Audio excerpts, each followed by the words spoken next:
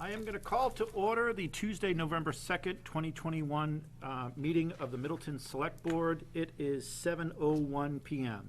A reminder for those that are in person that this meeting is being recorded, both audio and visual, and also a confirmation and a reminder that this meeting is held both hybrid with an in-person component as well as remote via Zoom.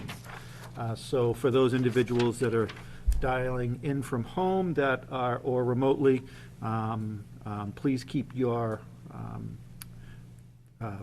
sound on mute unless you are called on. Okay, first on the agenda is a review of warrant 2210. And we have the keeper of the books here tonight, our finance director. So I know one of the items on the agenda is an update, but if you want to, I don't know if you want to walk us through the warrant? I'll let Andy do that. Okay. He's got to do one of them. All right, thank you. Warrant 2210 for this evening. On the payroll side, we have $758,181. And on the bills payable side, $3,264,494. The biggie on that is at the bottom of the sheet, $2.6 million for our Masco assessment. A little further up, $361,108 for the purchase of power. Under Public Works, $6,480 for landfill monitoring. That's the monitoring that is done annually on the Rubchinook and the Matthew Way landfill. And then at the top of the bills payable warrant, the payroll deductions this week in the amount of $96,512. Finance Director Sarah Wood is here and asks the board's affirmative action on this one. Okay, any questions? Move to adopt as presented. Second? Okay, any further discussion? Okay, all those in favor? Aye. Opposed, if any? Okay, warrant 2210 passes unanimously. In your package this week, you have a copy of the open session meetings from minutes from October 19th, 2021, and October 27th, 2021, the so-called pedestrian summit that was held last week at the Flint Library. Any questions on the minutes?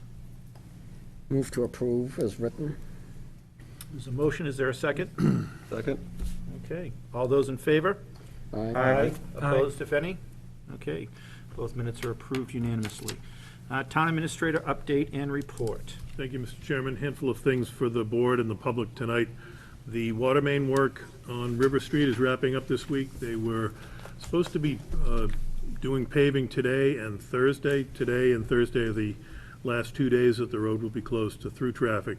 The rest of the time, it is open at least one lane. So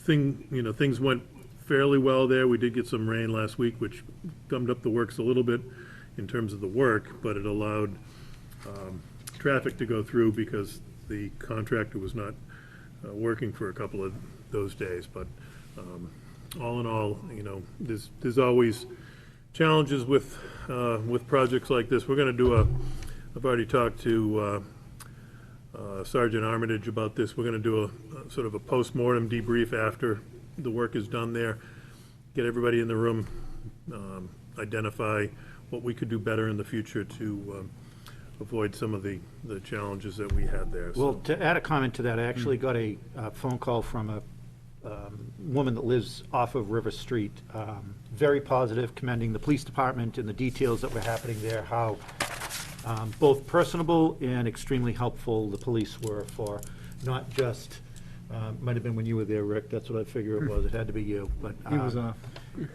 saying that not only were they very helpful to them, but also visitors to their home, and was much appreciated. Yeah, no, it's always good to hear. So, we're having the tax classification hearing on November 30th. That's scheduled for 7:20 p.m. We've prepared the legal ad for that, and that will be in the Salem News, right? The week before. So, the Division of Local Services at DOR recently had an article in, I think it was in City and Town, on the classification process. So I'm going to forward that out to the board. We don't do this you know, we only do it once a year, so we don't get very good at it, or we don't get necessarily comfortable with the process. So I'll forward that out. It's a good refresher on the classification process. The Middleton Turkey Trot will take place again this year. Tim will not be inconvenienced this year. I'm running it. You can still run. So, happening Thursday, Thanksgiving morning, Thursday, the 25th. So burn off a few calories before loading up later in the day. So same route that they've used the last few years.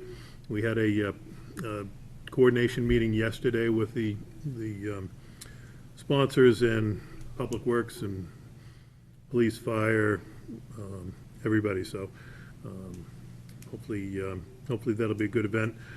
All proceeds of that go to the food pantry and to Middleton veterans. So we appreciate the work that Courtney Lee and her team do on that project. So the 99 restaurant is going great guns down the street. Framing is up there, or partially up, and I forget what their typical build period is. It's a very compact window. But they're really flying along, so good to see that happening. We'll be happy to have that corner redeveloped and another place to go for dinner or drink.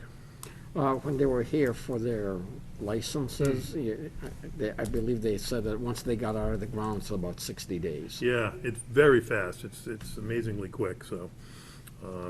I don't know, so not to get too far off track, I don't know if that would normally have been a steel building or if they would be steel in that building. Steel is one of the commodities that is behind, or back ordered now as a result of all these supply chain issues. But it looks like primarily a wood frame building, so. Yeah, there is some going up steel. to- I've seen Is some, there? yeah. So, and then finally, I spoke today with Whitney Gillings. Whitney, the board may remember, is the legal representative for the Doubletree Hotel. She was on a Zoom call a year or so ago with the board when we were fully remote. She called to let me know that the hotel manager, Andrew Dunn, left as of last Friday, so this was her 5-day notice to the board. She also informed me that the management company is going to be changing, and the general manager will change as a result of that. She's going to follow up with something formal in writing that I'll send to the board, forward to the board, once I get it. You left an impression on this poor woman. So she, which is a good thing because, you know, we had a long history of challenges over there. So she's very diligent in following up, letting us know when there are any kind of changes over there. So she'll keep us up to date. She's not sure exactly how and when all these pieces are going to fall into place. The board had given a 30-day notice or a 30-day requirement for them to file for a change of manager once the change takes place. So she's aware of that. She's going to keep to that to the extent that she can, and if they can't, I just said, you know, let us know. Just don't keep us in the dark, and we can work with you. So it seems reasonable. I don't expect that she's going to delay things at all, but if the board wants me to send a firm 30-day, I'm happy to do so. But she seems committed to following at least the spirit of what the board said last year. Did she say when the management company would be changing? No, the decision has been made to change, but the new entity has not been, it sounds like they have not been identified yet, or maybe they haven't come under contract yet. So she wasn't quite sure how quickly that was going to happen. So is the hope to do them both simultaneously, or will they be in for a GM change? They would like to do them simultaneously. Yeah. Okay. I'd like to hold it the firm 30, and maybe we can create a precedent up there that, you know, Okay. you know. Appreciate her reaching out like that, but, you know, that's this time. You know, we know we'll see this again. Okay, I'll pass that along. That's all I've got for updates tonight. Okay. Any comments or questions? Okay, next on the agenda is our public comment period. I do not believe we have anybody that is dialed in. Nope, somebody, And our audience participants are, I know, scheduled for other items on the agenda, but I assume nobody here has any public comment. Okay, we'll move to number 3 on the agenda, a meeting with our Finance Director, Sarah Wood, to review the fiscal year 2021 fourth quarter report and the FY '22 first quarter report. Somebody just came on the camera. Oh, I'm sorry. Oh, that's, okay. yep, we just let him in. Oh. Good evening, everyone. Just give me 1 second.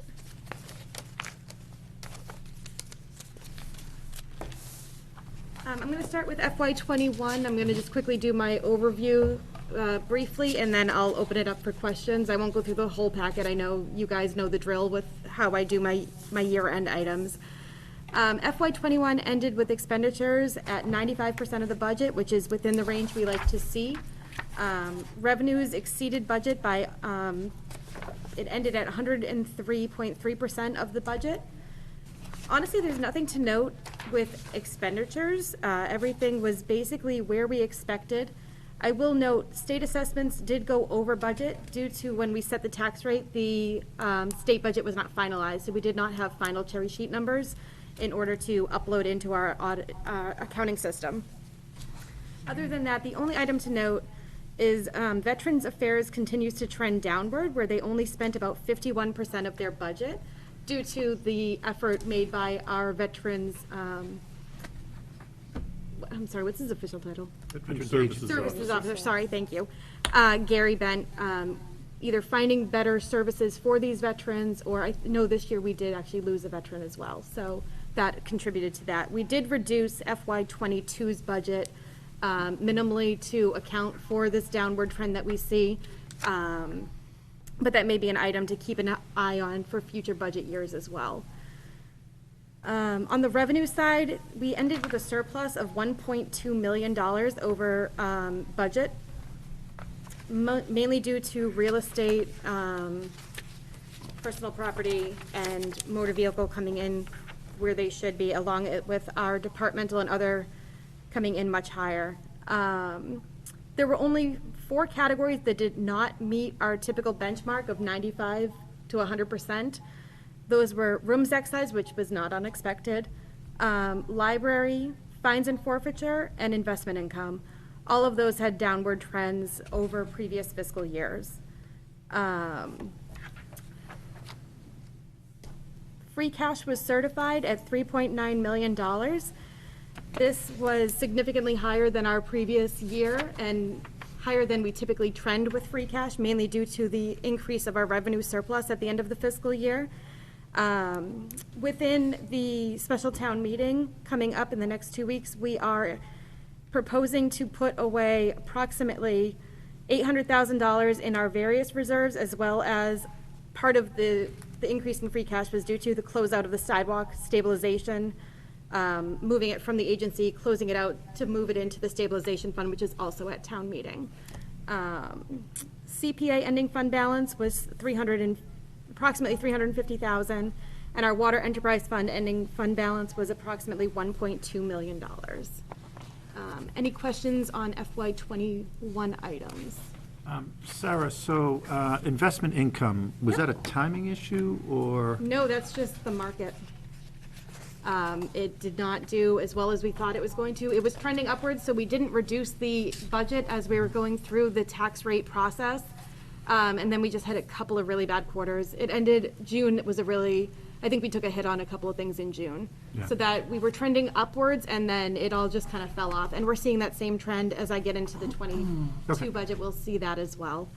So that is definitely an area that we'll have to look at when we set our tax rate and move around kind of some of the numbers that we do.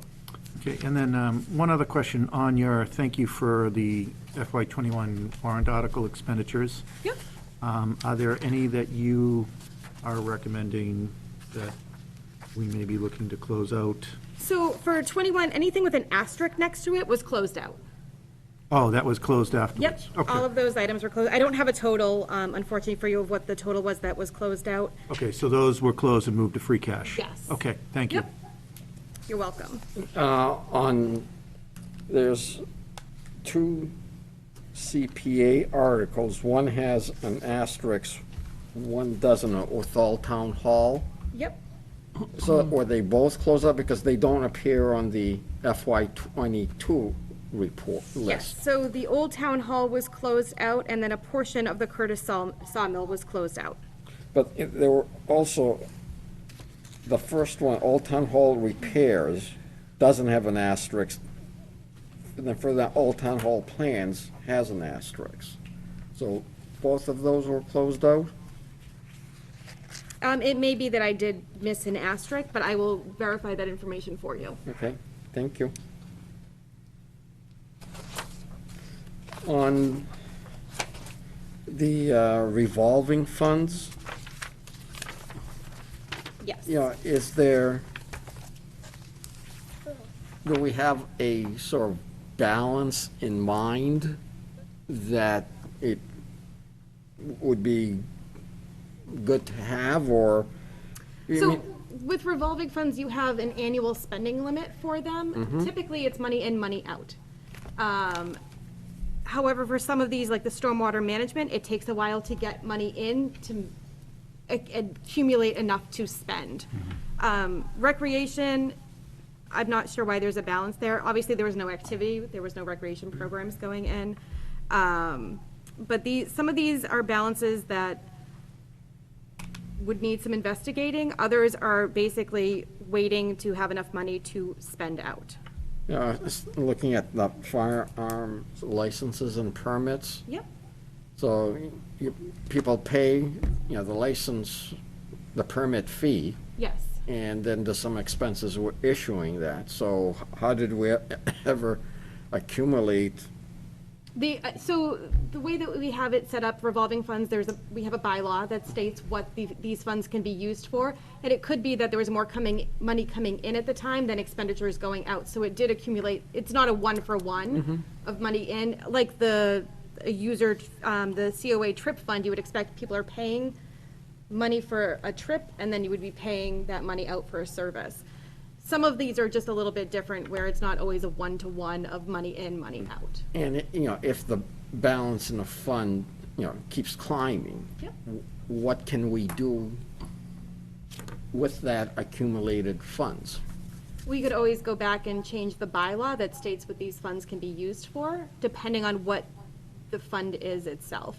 There still needs to be a specific purpose for it, and it needs to be spent within parameters. I think the firearms license and permits is established for software, computer, maintenance of those permits. So it has to be within that realm of spendability.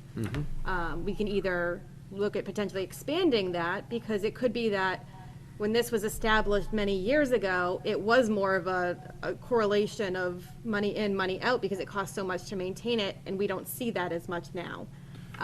So we can always go back and look at So the things. 6,050 in revenue, is that net? Because I know when you write the check for a permit, whether it's renewal or renew, a portion goes to the town and a portion goes to the Commonwealth of Massachusetts. So This is the 6,000 the net that goes to us, or is that the gross? believe And then we so. write a check to the state? I Well, believe it is the net to us, Okay. because I don't believe, so the 4,300 expenditures are not the net to the state? I don't believe so.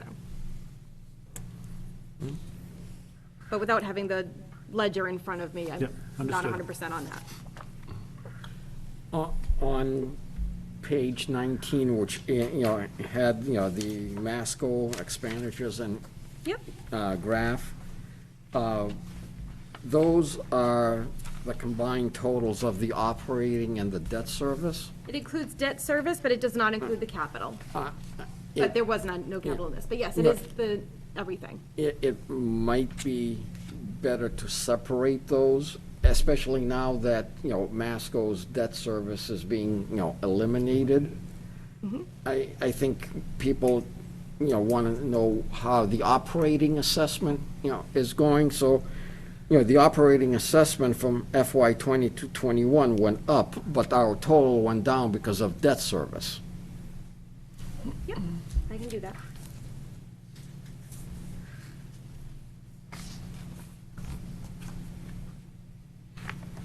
Any other questions or comments? Okay, I'm going to move on to FY '22 then. Well, when, you know, is the auditor coming in? He's already been here and left. Okay. So we should have financials. They were working on them while they were here. They had been waiting for our final OPEB report, which they received on the last day that they were here. This year, there is another component with a single audit that they're doing on all of our federal funds, so it may take a little bit longer to get all the reports than it typically is. But they were expecting us to have our reports within our normal timeframe of December, January. Very good. And the page 21, retirement expenditures, big jump, 20 to 21? Yes.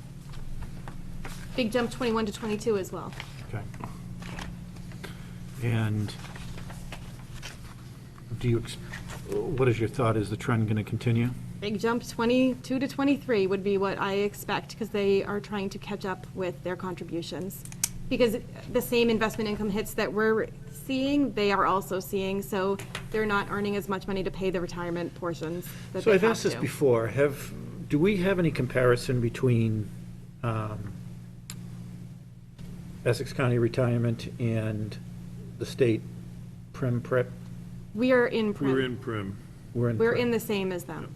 So, Well, 2%, roughly 2% of their funds under management are not in prim, because it's, once they reach the end of their useful life or the end of their investment period, then it gets converted into the PRIT fund. so, but for those that are in the state not state retirees, but those communities that have their investments in the state fund, are you saying that Essex County is in that same fund? So our return, though, is segregated separately. Correct. So, but where do we fall? Because we could, if this town chose, we could leave Essex County retirement, and we could lift and shift over to the state, correct? No, you'd have to, the only thing you could do would be to try to start your own retirement. Well, you start your own, but Board. those investments would be pooled in with the state pool, not as your own Right, so it'd be standalone. yeah, so it'd really be no different. Well, no, what I'm trying to get at is, does that put us in a different pool? No, we're in the same pool. We're all in the same pool. But we're segregated in terms of our returns, correct?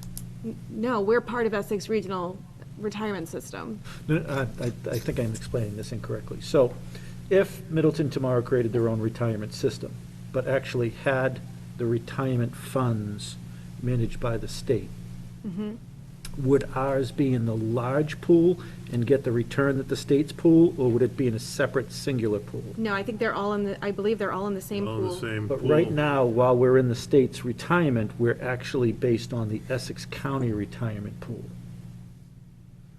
is the point that I'm trying to make. So each system, there's 105 or so systems in Massachusetts, and each one is at a different level of funding.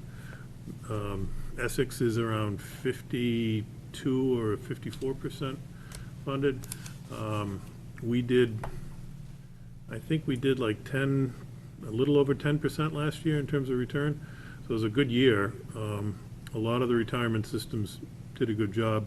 Some of them did extraordinarily well, like Somerville was like, I don't know if you saw, it was like 60 or 80%. It was a lot. Some crazy number,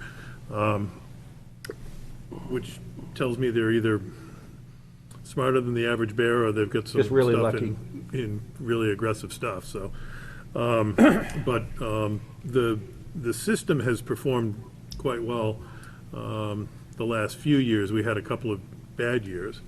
And when I say we, that's Essex and the state system. But the last couple of years has been pretty good.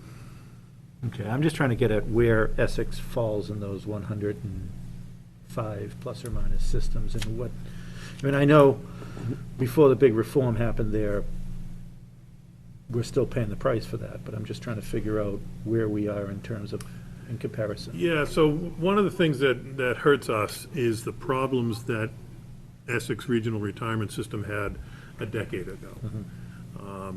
When they were spending beyond their means, they had probably twice as much staff as they have now.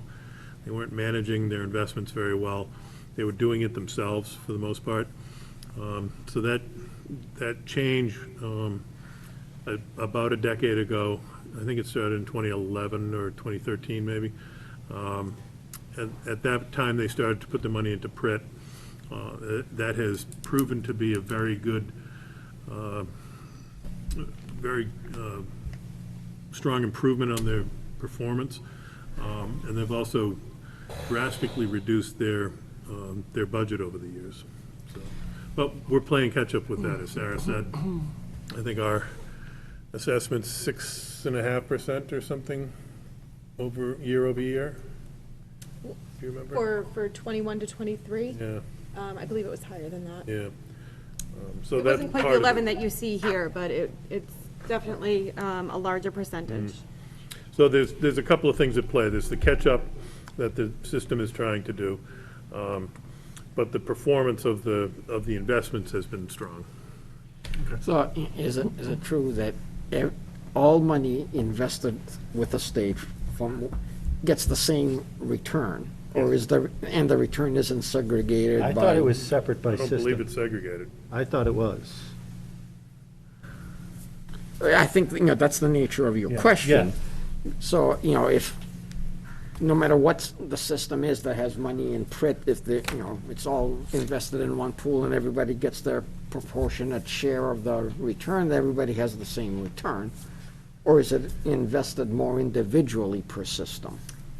I know that the town has our OPEB funds in with Prim as well, and the reports that we get monthly on them don't indicate that it's a separate pool from other funds. Well, I So think the would- OPEB is separate, but I bet that the Essex County retirement account that is sitting in the Prim board is getting a different return than any of the others that may be sitting in the Prim as well. And that's what I'm trying to get at is, while we're still paying catch-up from Bassett's total mismanagement at Essex County Retirement, I'm trying to figure out if we are sitting in a system that we're still playing catch-up when we are a disproportionately smaller entity there and paying a bigger price for, and are there options to look at? Well, this is also why we have a retirement stabilization fund to help offset these large increases of fiscal years. And the I whole don't think point of I don't creating think it we're was at the to- point yet where we want to start drawing from that because No, it's but I'm still- saying eventually, down the line, that's what the purpose of these funds are, is to help smooth off Yeah, but and close the gap. If it's possible, I don't know, maybe our auditor or somebody could actually, I think I have the report from 20 that I can send to the board. okay. Because I remember They do have during all one their of our audit actuarial- discussions with Tony, he had mentioned something that is now triggering me to mention this again, so. All their valuations are available on their website as well. Okay. Tony has never suggested that we would be better off leaving Essex Retirement. I think, part of the challenge, and I say this as a board member of the retirement system, I think one of the dysfunctions in Massachusetts is that there's 105 retirement systems. And I think we'd, in large measure, would be better off with fewer, because then there would be just more efficiencies operating that way. Well, we did that purposefully for health benefits, rather than have 350 some odd different health benefit packages. Yeah. Okay, thank you. So FY '22, so far, ending on the first quarter, expenditures were slightly over the 25% benchmarks that we like to see around that time frame, but it's not unexpected, as a lot of the categories have upfront costs associated with them, as we mentioned, our pension, as well as a lot of our insurance, property liability and workers' compensation. No other categories were above this threshold. I'm sorry, I take that back. The only other category was the management information system, but it was for the same reasons where we had upfront. There's a timing difference with one of our contracts. Last year, we renewed in October. We just got the invoice a little earlier, so it hit the September quarter, where it typically hits the second quarter. At this time, as far as encumbrances go, we like to see the majority of them liquidated. We're at 91%, mostly due to the school. And library also has an encumbrance outstanding because there's some timing issues that will be paid on the next warrant. They've had some supply chain, it's technology related, so there's been some issues with that. School typically closes out to fund balance. They simply just encumber most of their POs. Most of them are maintenance related, and sometimes they just don't always get spent. So those will close out to fund balance at the end of the year. As far as the revenues go, we are already at 20%, 26% of the budget. I will say, since the tax rate is not set, this is not the official revenue budgets that you see here. We still have the opportunity to go in and kind of move things around depending on what trends we see. If we see it lower or higher than we anticipate during the budget process. There are 3 categories that are below that 25% benchmark that we like to see. Motor vehicle excise, mainly because the largest commitment, as always, goes out in January. Library fees are also below, and as well as cemetery intermit fees. What is ballpark our annual library fees revenue? So we budget $2,500. Typically, we see between that and $3,000. Last year, we only saw a couple $100. So what does it cost us to process that? And the reason why I ask, so I assume these fees are either, well, we went through this in the last budget on copy fees, which, is it mostly that? Does it include, I mean, I assume there's not late. Late fees, Still copy late fees, fees? things, we're not getting late fees. No, what I mean, I mean, are we still? No, I don't think they're charging late fees, but. I'm just wondering if we're spending a lot of time and energy to bring in $2,500 a year. That would be a question for the library. I'm not sure. Okay. As I said, motor And vehicle. no chief and no clerk, we're not getting rid of your fees. We're just talking about the, As I said, I'm not concerned with motor vehicle excise. That tends to come in the third quarter. Library and cemetery, we may need to revisit those budgets when we go through the tax rate process. I will say, in closing of the revenue aspect of this, rooms is already at 50% of the budget and meals is at 43% of the budget. I don't think they will allow us to adjust the rooms excise off of the $60,000 that is budgeted, mainly because prior revenues didn't even hit $60,000. So we'll have to see when we go through the tax rate process what the DOR will allow us to do. do we think some of that 60% was actually just a timing issue? Yes. Some of it was probably from the previous, because, Yes, because they allowed everybody to push off paying their taxes to the state, so we saw a delay in a lot of the payments. So I think we're gonna see an increase this year, but a lot of it is catch-up. So it's gonna be an inaccurate increase that we see. And that's all I had for FY '22, unless there's any questions. no? Any questions from the board? Nope. No. Okay. All right, thank you very much. Sarah. Thank you as always, Sarah.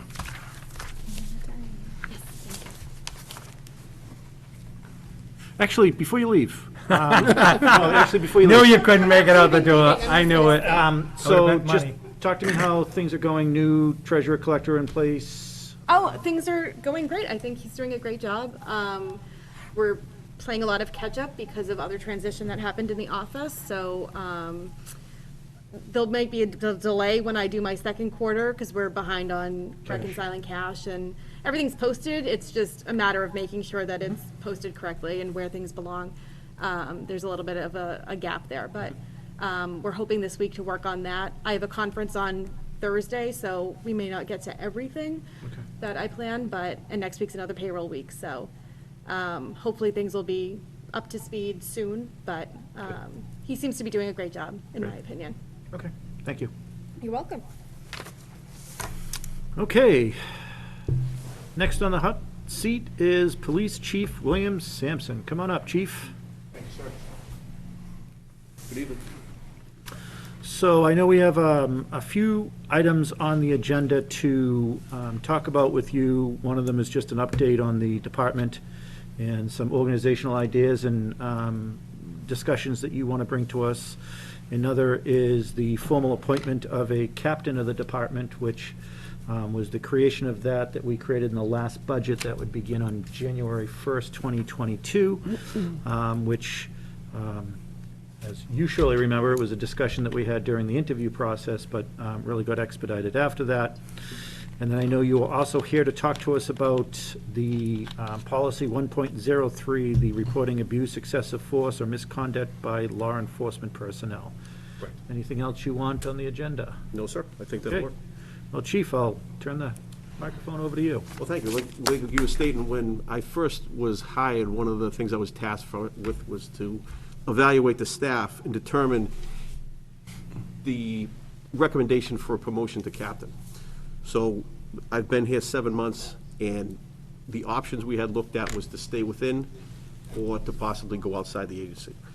You know, I found in the last 7 months that we had sufficient talent within the agency that we could draw from within the agency. There was no need at this point to go outside. So the candidate that came to our attention first was Sergeant Armitage. He's been with the department for many years. He has a very strong dedication to both the department and the town. He has an excellent education background. He has experience in both the private and the police sector. You know, he's an Ivy League guy. He comes from good stock. His dad was a police chief here for many years. So, you know, I found him to be an excellent administrator and a very formidable leader. So I have no qualms with recommending him to the board for the position of captain. So that was one of the first things that we were looking at. Secondly, with the promotion to captain, once that takes effect, there will be a succession of, there'll be a promotion to sergeant, and we'll be looking for another full-time officer. Which is all in your budget as we devised in the budget that was approved. For That's July correct. 1st, It's all yes. planned for January 1st. So, again, I think we have the sufficient talent pool to promote from within for the sergeant position. And I also, well, full-time, we will have to look at that, because with the police reform, with the training issues that are up there, we have to see kind of how the part-time transition, the part-time pool, and actually the future of reserves in and of themselves is going to come to fruition over the next, couple of years with the post system and the police reform bill that's out there. So that's something that once that gets posted, we'll kind of see what kind of interest we get from within and without, and we'll have to kind of make a decision at that point for that position. One of the other, when I first came here, I've been in law enforcement for a lot of years. We have a lot of resources in law enforcement if we work with our partners. So one of the first things in the first 7 months was to build relationships. So I've reached out to partners in the state police, the sheriff's office, the federal agencies. I've met with all the directors and kind of came up with a good working relationship going forward, that the resources are going to be available to us for whatever we need. I think we've done a very good job in beginning those relationships, and hopefully we nurture those in the future to be able to do some good work for the town. One of the biggest challenges we're dealing with right now is the the new peace officer standard in training, and the police reform. Not that they're difficult, it's just a change. And there are still some different opinions of how that is going forward. We're running into a lot of disagreements amongst different factions of how that should look and how that's going to look in the future. So those are kind of one of the things we have to do is initiate policies. We have to initiate procedures to conform with the new changes, and that is something that I've been putting before the board for the different policies that have been coming up. Those are basically to fall in line with the new laws, as the one that we're talking about tonight. That's actually a law that was passed, that this has to be passed, by each department to fall in line with the new law. If you had a chance to read it, it's nothing that's out of the norm. It's actually basically what we've been doing up until now, but now it's more written in policy so that there's no gray areas anymore, which, again, most of those were being adhered to anyhow, but now we have it per the law, we have it in where we have to go. Internal affairs investigations, that's another big one. We had to have a structure put into place to actually work internal affairs. There was a change in the police reform law on how internal affairs have to be administered. That was one of the last policies that I put in place as well, was to bring in us in compliance with, the internal affairs investigations that need to be done according to the new police reform. New training requirements in the future of reserve officers, like I just kind of mentioned. Attrition, how we're gonna, remain with the officers that we have. I'm sure there's gonna be some that are gonna leave just because of the training and how that's gonna pan out. Some may or may not wanna be involved with doing that. I don't wanna say it keeps changing, but the post-certification for the Bridge Academy has continued to evolve, and evolving in a difficult way on some different aspects of what we're trying to put forth.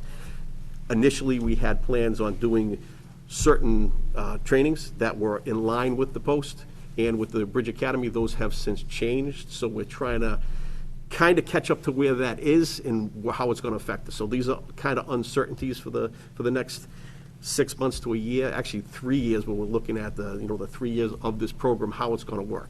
So those are kind of unknowns right now, but we are trying to get in line so that we can, take those on and do the best we can to make sure all the people are to the training standards. So, Chief, if the state stays on the schedule that we think they're gonna go on Bridge Academies, at what point will we start seeing a portion of our reserve corps that will actually now be certified under the new process? Well, it's alphabetically is what we're looking at right now, so you have the first third of the alphabet have till July 1st to complete this. The second third has till the following July, and then the last has to the July after that. Is there a deferral if someone within the first or second?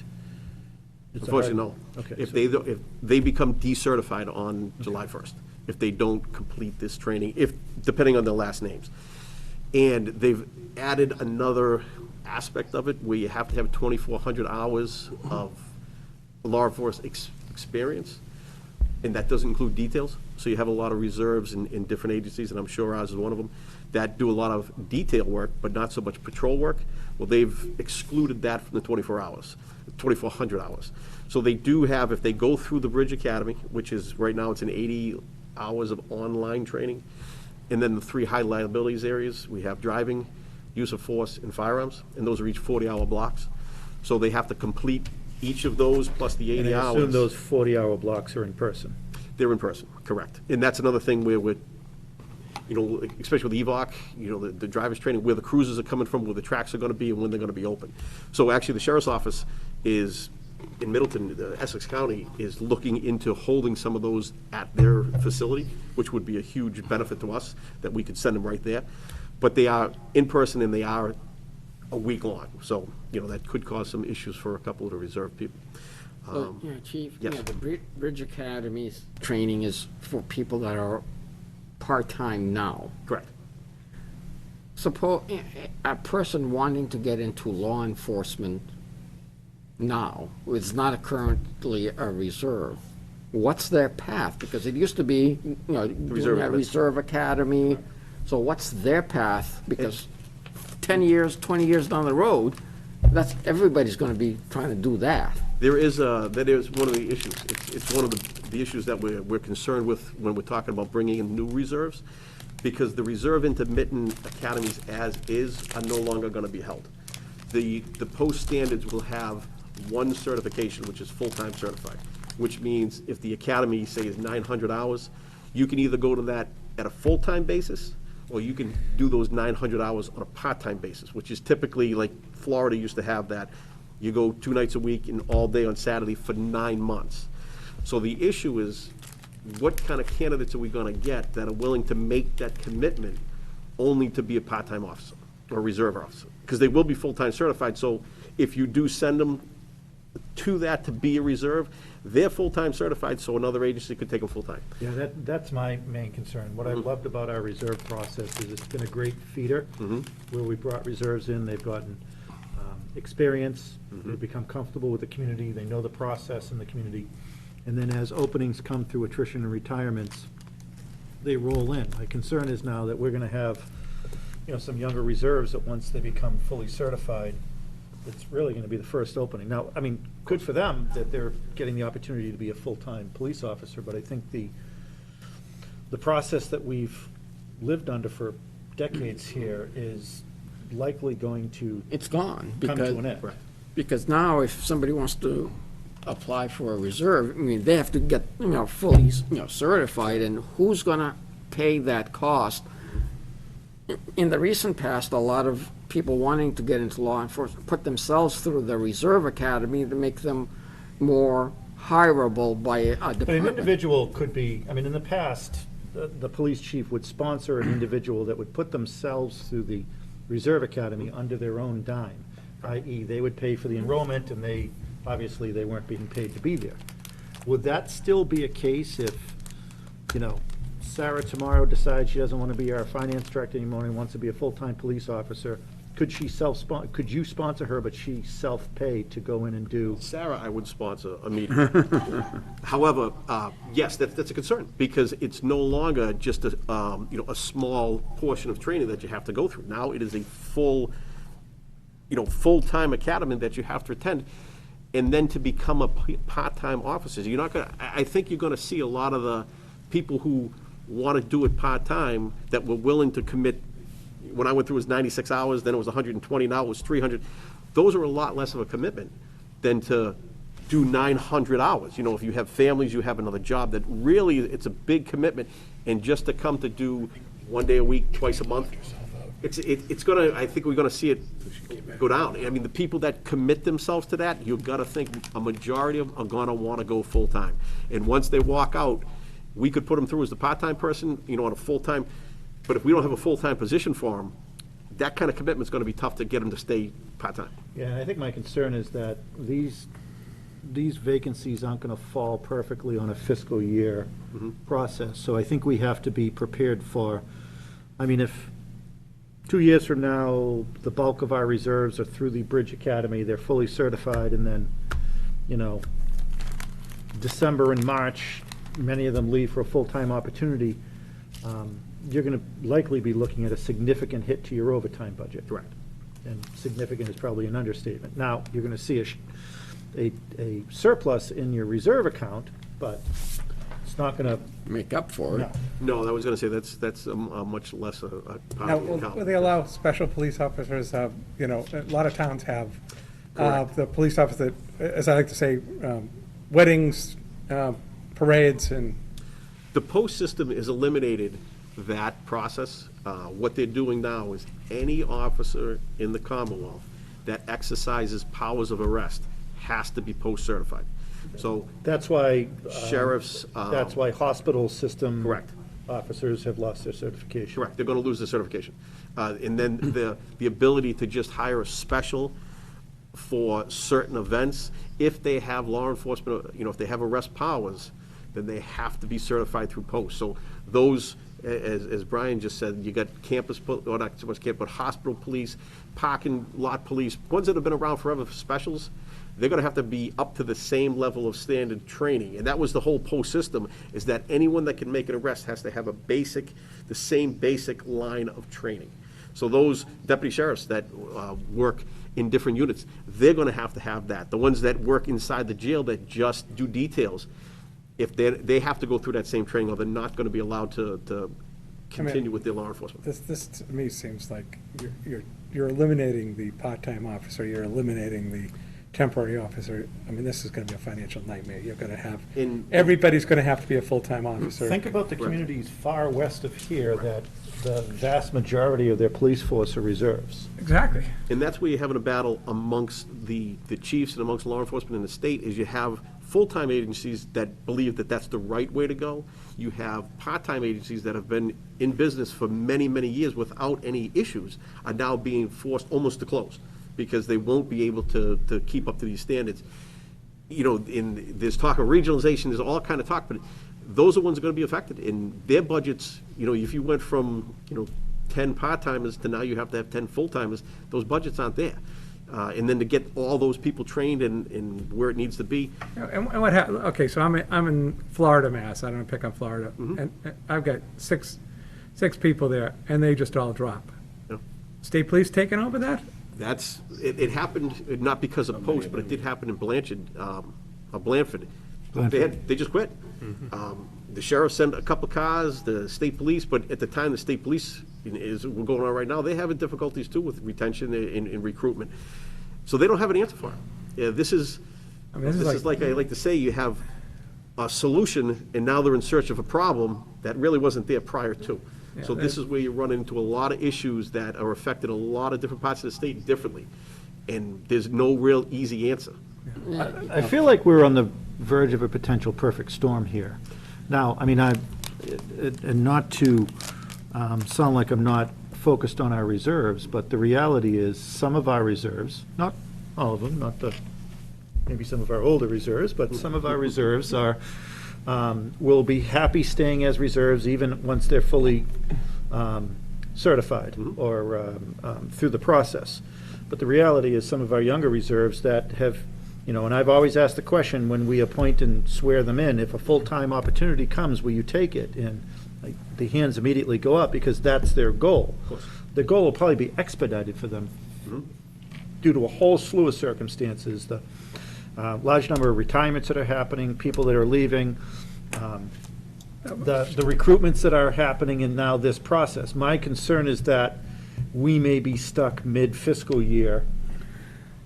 What will happen, maybe not in the next 3 years, but certainly in the next 10, is that right now we have reserve officers. When we have a full-time opening, we can hire one of the reserves that wants it, and we know something about that person and their, law enforcement ability.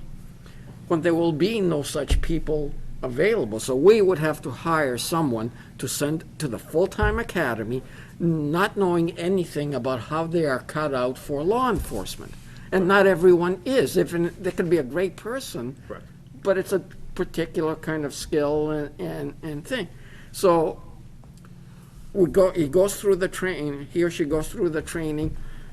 A couple of weeks after they're back, everybody realizes they're not cut out for it. Correct. We've just spent all that money training a person that we don't really want to use. And just think about the part-time person right now. Okay, let's be real about that.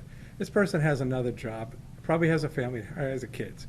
So what you're telling him is now 3 days of their week, they're not going to spend with their family because 2 nights and a full Saturday, for 9 months, they're going to do something to get the same part-time work. They can go work someplace else for cheaper. Or for the reserves that are already reserve certified that need to go through the bridge, it's not just the hours that they do online, it's the 340-hour. So I want you to think about the guy or gal that is a reserve officer that now has to do 3 full-time weeks on site, which means if they're working full-time elsewhere, they're going to have to take paid time off, or they're going to have to take a leave without pay. Now, obviously, when they're in that 340-hour trainings, we will be paying them as an employee because they're being trained on our behalf. But I want you to think about that's going to be difficult for them, never mind that the time that they're going to be away from their full-time job. So, I mean, not everybody works for the government. You work for, let's just make Richardson's, and you're making ice cream, and you tell them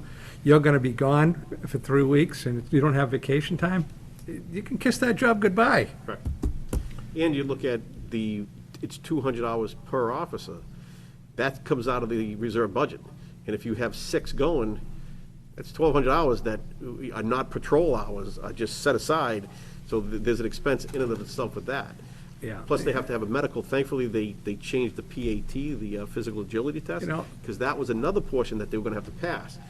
And there was a lot of people that I've been doing a job 30 years, and now I have to take a PAT test to stay on. Yeah. Also, they have to take a medical to stay on. That's not required of full-timers, that's not required of other people in the profession, so those are issues that continue to come up. Now, this sounds like another one of those things that it's being sponsored by big cities who can adopt this, and they don't even think of the smaller towns. And you have a big majority of the police departments in the state that use reserves.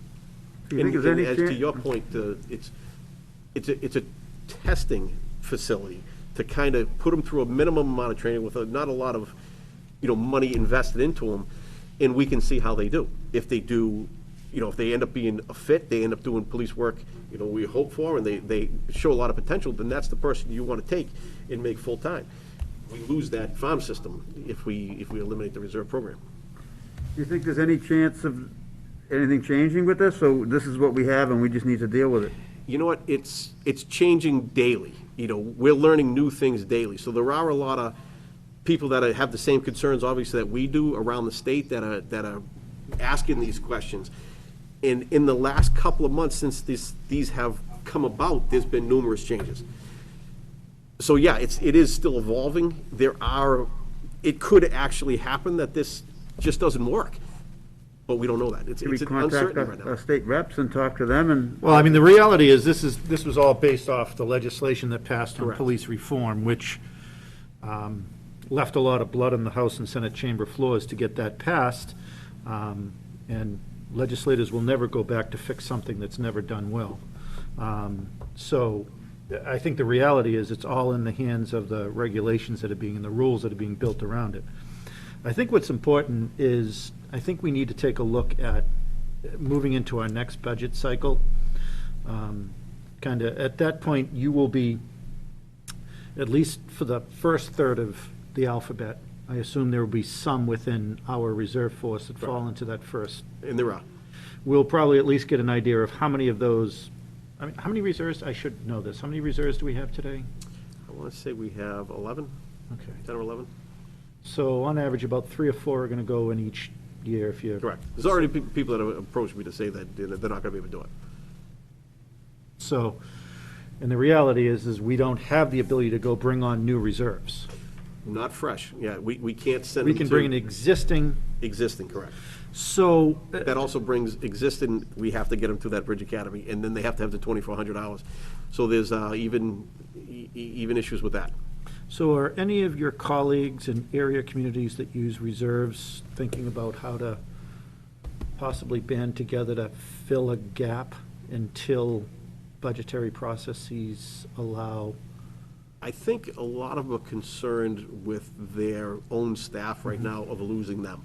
A lot of them that have been around for a long time, like it says, the Ricks, the Richie Cardinales, these are the people that we have that we can rely on, but they will age out before, in the next few years, and then we have a. Rick's got a lot of years till he He's ages. a young guy, so he's okay. But we do have, those are concerns. I mean, they really are. And right now, we're all kind of looking at how we can do it best. We're seeing where the post system goes. There's a committee that's going to be reviewing all this stuff that hasn't even been in place yet, or even created yet. So that's another problem with But we've how this got, is going. I mean, based on the alphabet, you mentioned one. We have 3 that are in the first. Okay. In the first. They have to be done and complete by June 30th. Correct. So that means, forget the online component, that 3 weeks of process Correct. needs to be scheduled accordingly. I mean, and if the 3 that are going through say, you know what, I don't want to do it, and there's no ability to defer them to the second or third round, we immediately have a pretty large hole in our structure, which Correct.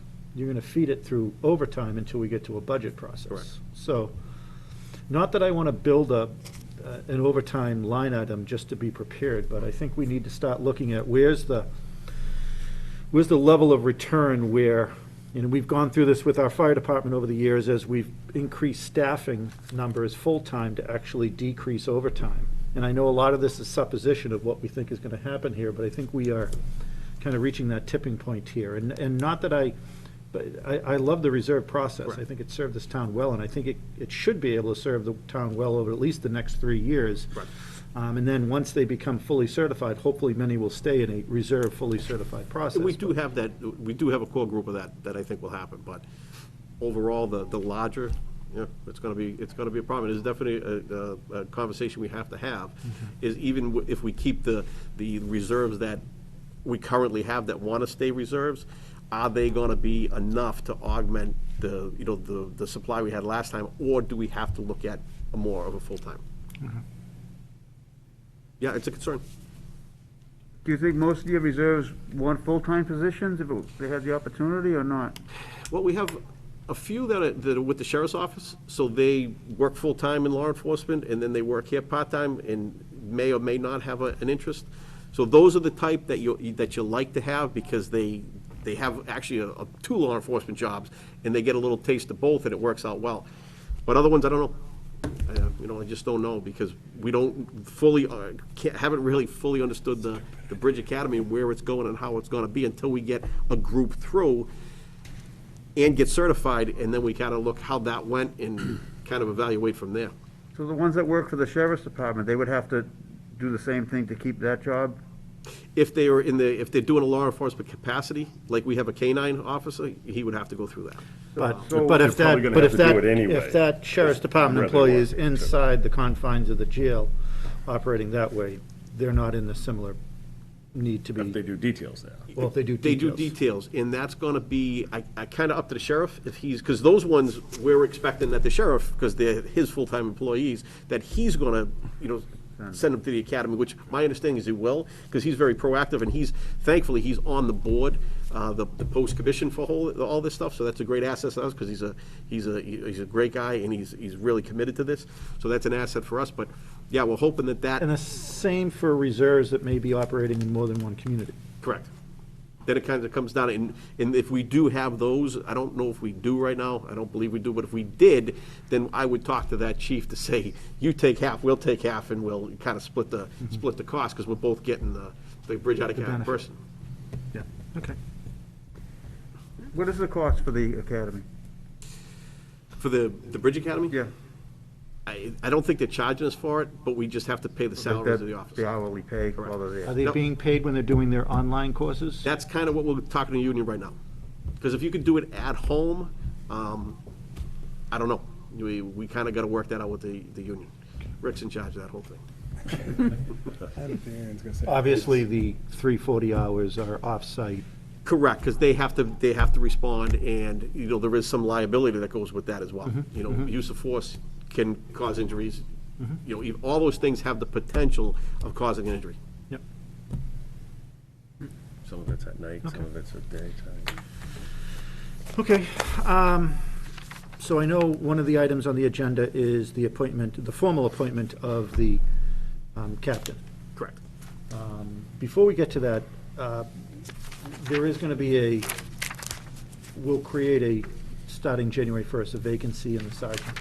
Correct. Are there plans to, right now, you've spent 8-9 months in the role, you've seen obviously you've assessed the entire workforce that's there. Are there changes that you propose in terms of roles and responsibilities within the sergeants or Yes. shift commanders? Because of, one of the big things with the posts is the internal affairs aspect of it. So what I have looked into doing and what we would like to do for the internal affairs and for the direction, my background has been in investigations. And most of my career was spent as a detective. And one of the things that I think as an agency we need to do is further the investigative arm of the agency. When I got here, we have a detective that was basically a uniformed person that would take certain responsibilities extra from his patrol. So what I see happening is to be more of a full service agency, is to have an investigative arm that will have the training that's necessary. We really didn't have any training in interrogations. We had very little in crime scene. We had very little in death in the thing of death investigations. Being a detective my whole career, this is what were the basic things that were needed. So what I did was I had the detective kind of become a true detective, to be working proactively, to work actual investigations, get the interrogation training that is needed to be able to work cases, crime scene, get the actual crime scene products that we need to actually, fingerprint kits, DNA kits, to be able to process a crime scene for burglaries or whatever things we have. And with the new component of the administrative investigations and internal affairs, we have a detective sergeant position. Now, what a detective sergeant is here is a lateral transfer. It's an assignment within the rank of sergeant. It's not a promotion. It's a person that will be in charge of internal affairs, because in the post, there has to be somebody dedicated to internal affairs, and they have to be a certified internal affairs investigator. So what we did was we put a person in that role, sent them to that internal affairs investigations, and now we have a process in which to handle internal investigations.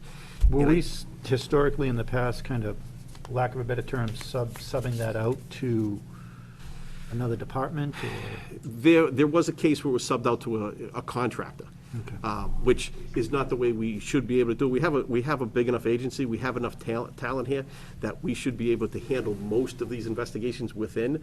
And when you create these positions, and like I said, when I first started talking about bridging relationships with other agencies, we need liaisons that they can pick up the phone and call and say, hey, we have this incident, we have this investigation, can you assist us with that? So those all go into into the investigative portion of, of the department. So that's the biggest direction change that I'm looking to proceed with, so that we can handle a growing town that is going to be in need of more investigations. As the town gets bigger, obviously you bring in, more businesses, crime comes behind it, and we want to be in a position that we are able to address. So will that sergeant detective still serve in a traditional shift commander sergeant role?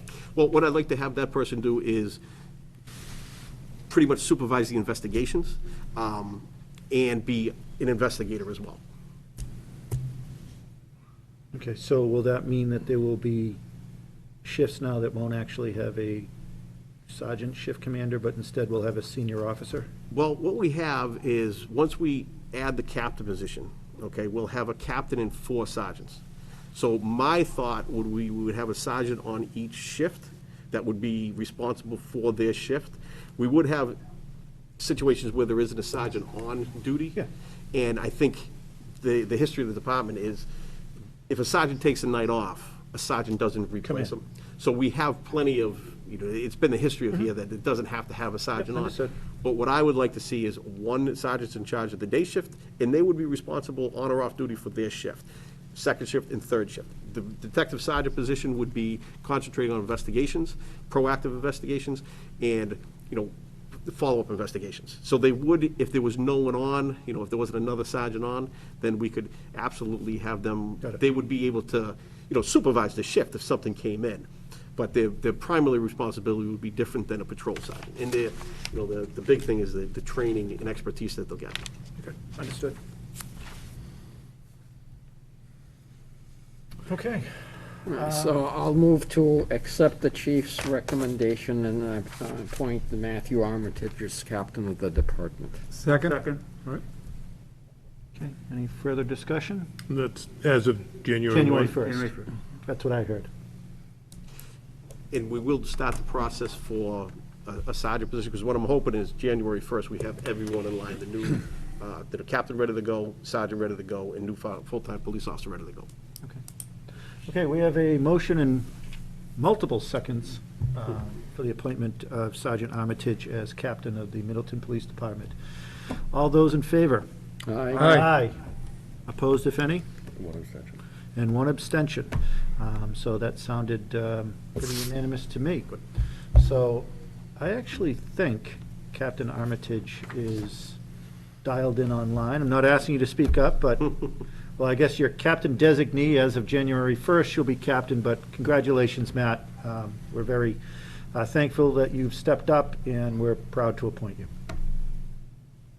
I was proud to recommend him. I'll What's the also policy? move to adopt policy 1.03. There's been a motion. Is there a second? Second. All those in favor? Aye. Aye. Opposed, if any?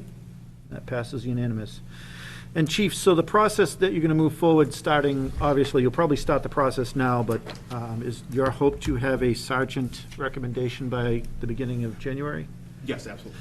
And so historically, in the past, it's been multiple different ways that we've gone through this as a town. There's been an exam process, there's been a board process, there's been scenario process. Have you kind of determined what you are thinking? I'm looking at an oral board process. A what? Oral board. Oral board? A oral board of, people within the department, people outside of the department, with, you know, because it's a small town, you know, a small department, everybody knows the strengths and weaknesses of these people. So I think once we put out the memo that we're looking to promote, we'll see what we get for candidates, and then we can kind of arrange a board process, and basically looking at their history, how they do on the board, in merit of, you know, who's most deserving of the position. Okay. And then in terms of the backfilling of what will be a promotion for sergeant, is your plan also to January? Yes, we're gonna have in Salem, we have a job fair, we're gonna put that out. I've met with a couple of the part-timers, there are some that have shown interest, that possibly have interest, so obviously we wanna pick from within, but if we don't have that person, then we can look outside. Okay, great. Still hoping Rick's gonna come back. Just a quick, are we going to a new patch, or is that just for you? No, we did, we went to a new patch. We went to a new patch. Yeah, that was one of the other things, is a more professional image. Okay, thanks. The hash box, these are per 4 years, every 4 years of law enforcement, so everyone who has completed 4 years gets a hash mark. Great, So it shows, you know, the length of service for people. great, thank you. Been Thanks, very- Chief. Been very positive, too, if I want to say. Thank you all. Thank you very much, Chief. Chief. Okay, that was a good update. I would like to see us keep in our budget process. I know we're going to have I don't know why, I think my battery just died. I know we're going to have obviously the normal budget process, but I think it would be helpful to start thinking and planning as it relates to what we just talked about. Okay, next on the agenda is a discussion of our November 16th, 2021 special town meeting. So we have the warrant articles that I believe are locked and loaded. Andy, you'll walk through any of the issues that, and then we have our town moderator here to consider an adjustment to the quorum for the meeting pursuant to General Law, Chapter 92, Section 7 of the Acts of 2020. Andy? Excuse me, just briefly, I'll run through the articles, and just quickly summarize them if the board has questions. Happy to answer those. I will point you to page 6 of the warrant, which is a spreadsheet, and that is the funding sources for the articles. A couple of them or there are a couple of changes on there that I'll talk about. We did this. We know that the residents like to know what the dollar amounts are, and we like to include them when we can. We've heard that loud and clear in the past. Sometimes we don't always know, or they're not fully nailed down. So we included this table to show what we expect there to be. We did mark it draft subject to change, so if it's if it's a little higher or a little lower, generally we're still in the ballpark, and gives people a sense of what we're going to be asking for in terms of appropriations. So Article 1, we had put the report article on. I don't think that there are going to be any reports after all, so we'll probably skip over that one. Article 2 is to move money around in the current fiscal year, and I will draw your attention to the aforementioned table. It's changed a little bit. It's, excuse me, no, it hasn't. It's still 43.4 of adjustments on, no, it's more than that. I apologize for that. So out of levy, 21,400, out of free cash, 41,606, and out of other, 43,427. And what's the other? Comp reserve. Yeah, a transfer from comp reserve. Article 3 is the funding of the DPW contract. We had talked about that, I believe, at the last meeting. Yeah, we actually ratified it. Yeah, total 65,000, 30,000 out of tax levy, and 35,000 out of free cash. Article 4 is prior fiscal year bills. in the amount of $181 and change. We get these from time to time. Invoices come in after we close the year officially on July 15th, and we're unable to pay them without So the, a vote of town the meeting. language as written on page 2 says it's appropriating $200. Yeah, so I put in 200 because I wasn't sure if we were gonna be if it was gonna shift a little bit. So it'll actually be whatever the exact amount is on the day of town meeting. Got it. So we'll adjust that. And in a special, it is a 9/10 vote. In an annual meeting, it's a 4/5. Barbara, I'm sorry to put you on the spot. I think it's a 4/5 in an annual town meeting, but a 9/10 in a special. I mean, the annual. Article 5 goes back to what Sarah was talking about a few minutes ago, about putting money into reserves. Actually, 5, 6, and 7. We've got a robust free cash number this year, and so we want to take advantage of that to bump up our reserves. We're proposing $150,000 to the general stabilization fund, $200 to the capital stabilization fund. 100,000 or $200? 200,000. Okay, just checking. Because it's going to take a long way until we build Don't that want up to to rush 200. these things. So, $100,000 to the pension stabilization fund and $100,000 to the OPEB trust fund. We're not proposing to put any money into the special ed stabilization fund at this time, so. Can I, did we have, in the closeout of the school budget, was there, we've tried to supplement the special ed fund based on what the closeout of the fiscal year looked like. What did we look? Special education Yeah. look like? I do not know at this moment. I don't recall what it was. It's in Steve Greenberg's year-end report, but I don't recall what that number was, if they were over or under. So that's a total of $550,000 for the transfers into reserves. The next one is Article 6 is the creation of the stabilization fund for the facilities project, and then Article 7 is initial funding into that reserve fund. We're proposing $250,000 in order to get that up and running. So we'll put a total of Capitalize. $750,000 into stabilization funds this year. 800,000. 800,000.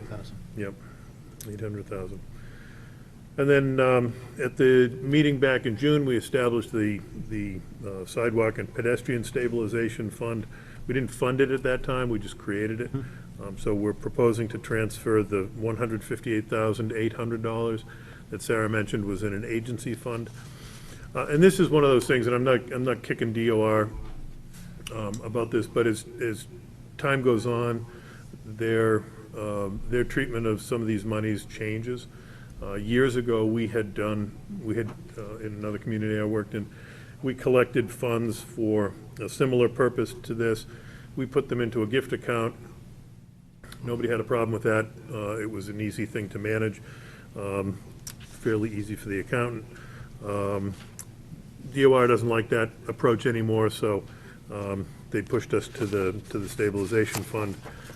So it's, So what do we think we're going to do with the account over at COA that the dollars are coming in from the sales of the new 55 and older complex? I mean, that's, right, so that's going in. that project's done, that's going to be a pretty significant amount of money. Yeah, it's 225,000, I think, total. So that currently is set up as a gift account, gifts and donations account that the board set up several years ago. So that's treated a little bit differently than this. I don't think that there would be any betrayal if we were to put that money into this stabilization fund. And I think that's something we can When you talk say about as time stabilization, goes you mean on. the facilities The complex? facilities complex stabilization fund. Yep. If I- We could leave them separate, but Except, that money is specifically for the senior Senior center. community That center. cannot be added to the stabilization fund, that has to stay separate. has to stay. Yep. Okay.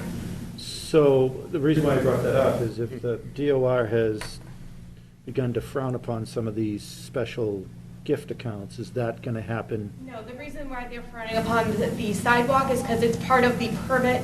There's an application that they fill out that states that they're going to contribute something, so it's So not it's not actually an a actual gift. gift? No, Even it's though part they- of the process. The mitigation.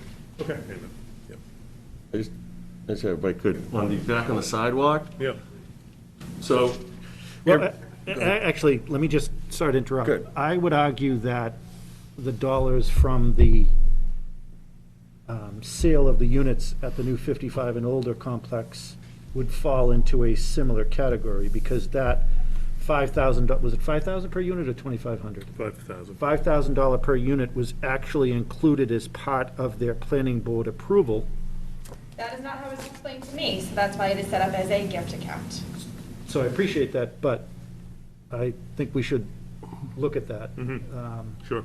Because it is, I mean, if you read the order of conditions that Oh, were yeah, signed by the definitely. planning Definitely board. was part of- yeah, Yeah, that was, 100%.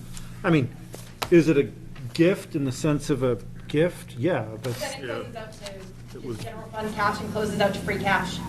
So what is the exact plan for that money? Is it for the building, or is it for things inside? For which funds? The ones from the sale, the money coming in, the 5,000 a unit for the It 55 is and older? for the, I think it's sort of generically for the senior center. So who would make the decision of what that money's spent on?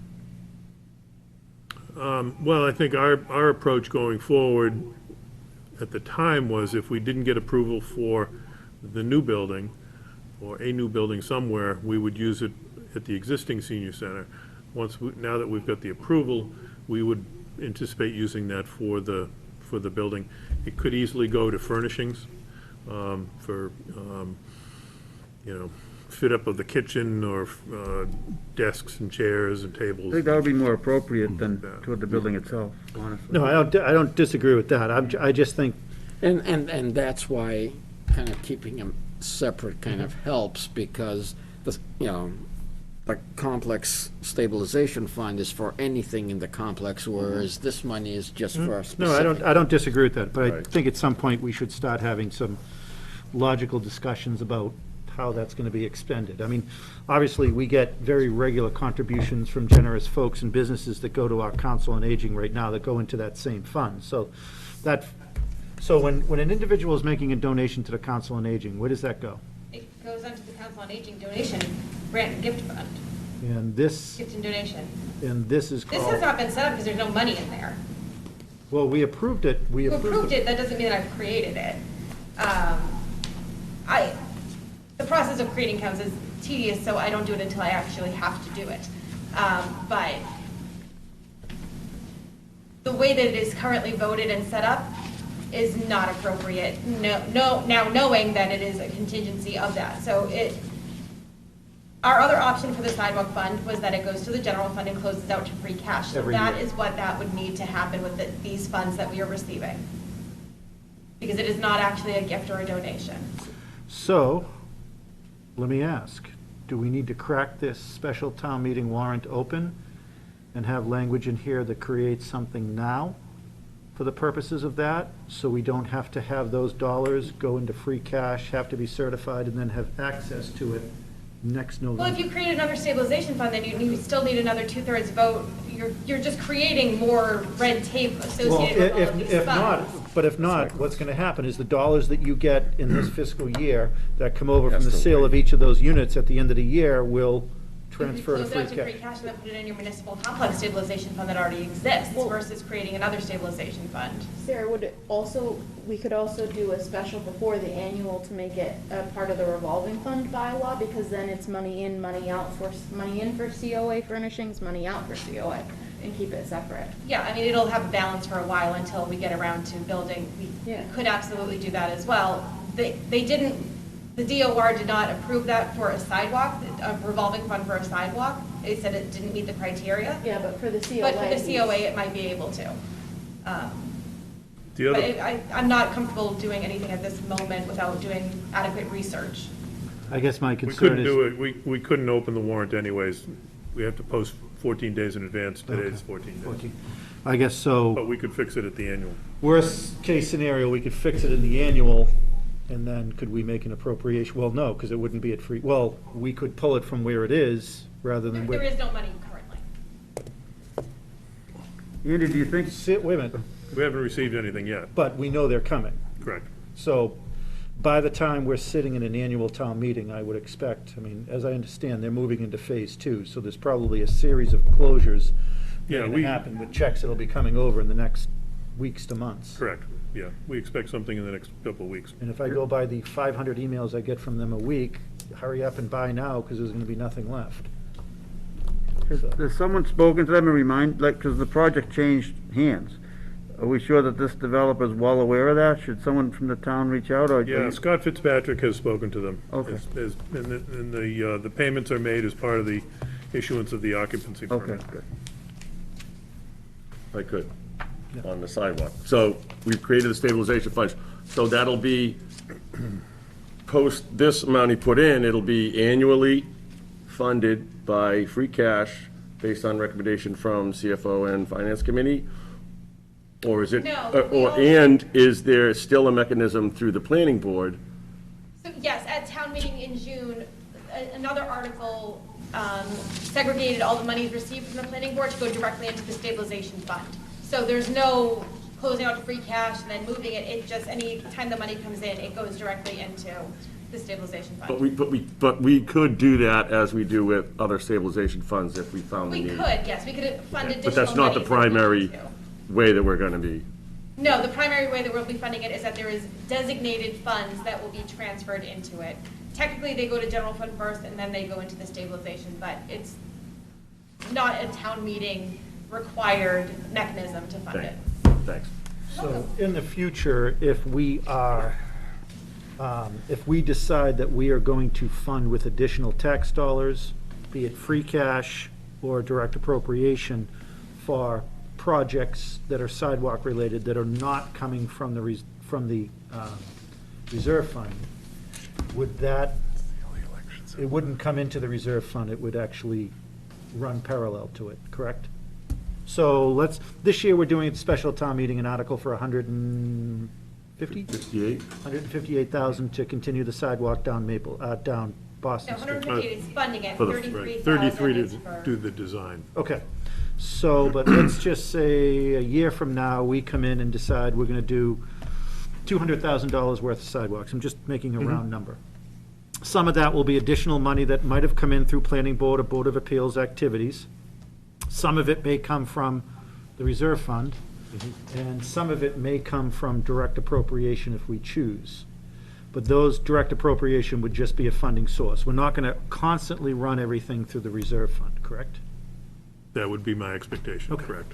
Yeah.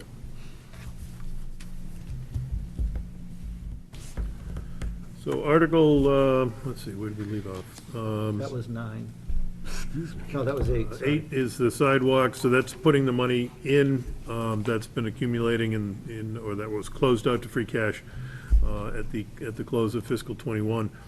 And then Article 9 would be to transfer out, and this is one where we have a number now that we didn't have before, and that's 33,000 for the design of the sidewalks on Boston Street. So that would come out of that 158.8 that we put in. And who would be doing that design? So we have an estimate for the design, we haven't put it out or sought bids yet. Who made the estimate, the DPW director? No, we had World Tech Okay. do that, provide an estimate for us. I mean, there's a given per foot when a sidewalk is done. It's Right, pretty clear. correct. Article 10 is a rescission of a prior authorization to borrow. Back in 1997, there was a loan fund set up under the Water Pollution Abatement Trust program. And we've got only 2 projects still open, and those will be closed out in the next couple of years. We haven't actually been making any loans. So this is one of the things that came out of the audit, the management letter in last year's audit was to close out that borrowing authorization. Article 11 is an appropriation for additional cybersecurity and technology upgrades. We've talked about cyber a lot, and it's in the news a lot, so we want to make sure we don't End up like we don't Lawrence. miss the boat, yeah, and end up like, above the fold where we never want to be. So this is $55,000 for that. And then finally, Article 12 is an adjustment or modification to the Senior and Veterans Work-Off Program to allow a representative other than a household member to work as a proxy for someone. We're still working through the details of that. It may not be something we can implement right away, but if we have the local authorization from our local legislative body in the future, would look to implement that.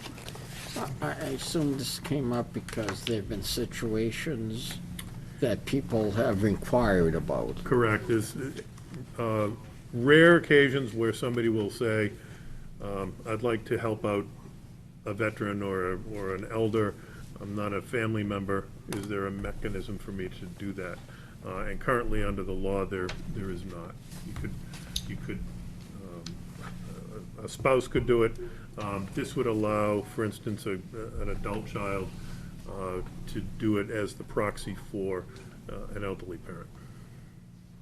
But it doesn't have to be within family, though. Doesn't have to be, correct.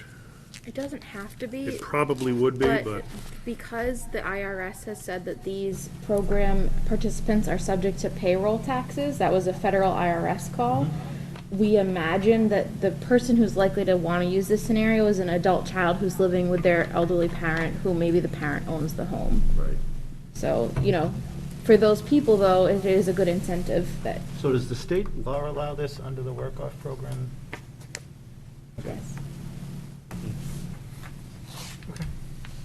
I wanted to bring up too, if on this topic, I'd be interested in seeing if we could look at modifying too, that augment that for amount, that payoff amount for some seniors. I know we looked at it before, but in light of, expenditures we're gonna be having over the next coming years, if we can, Right. maybe take a look at that and see if, there's something we can, do to help our seniors here in town. I really like that. I think the assessors at their January meeting were actually gonna have some discussion about things that they could recommend in the spring. That's great.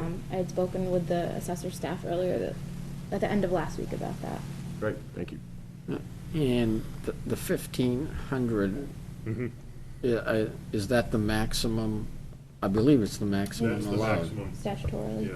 So unless the state acts to raise that, we can't. Correct. Oh, that's capped. The by only the thing we state. could do For is this increase the program. amount per block, knowing that nobody would ever reach the 3 blocks. You still can't go above 1,500. Yes. To one individual. Yeah. Yeah. But there are that's for this particular subset of the program is the 1,500. There are other incentives that the town has not adopted, that's what the assessors plan to look at and hopefully make a recommendation. What are some of those? So there's things to do with the senior circuit breaker for lower income Yep. seniors. So that's an option that I don't think the town has explored, at least in the last few years. And then I know Terry had reached out to DLS in regards to this, and I think the goal was to see what other options we have, given the project coming onto the tax rate in the next few years. Certainly, we don't want to hit the overlay too hard either, because that still comes out of the tax levy. Comes out of the overlay, yeah. Correct. But there's also programs that we currently have that folks aren't taking advantage of. There's the Disabled and Elderly Fund. And so working with the Council on Aging and the assessors together to do better advertising, because there are people that might be eligible but are not taking advantage. And that doesn't hit the tax levy, but it does give some relief to folks. So how can we better advertise those types of programs?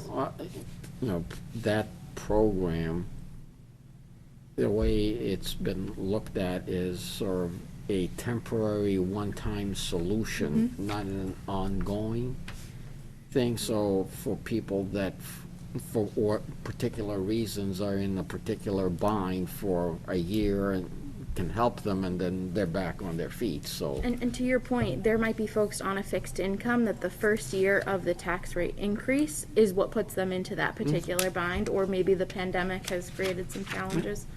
So I think to your point, we want to keep it to what its intent is, but if there are folks that are not, that are eligible and not having taken advantage of it. Oh, yeah, because Wanna reach them. I'm not advertising the existence of it and the criteria for it, you know, People might not be aware. correct.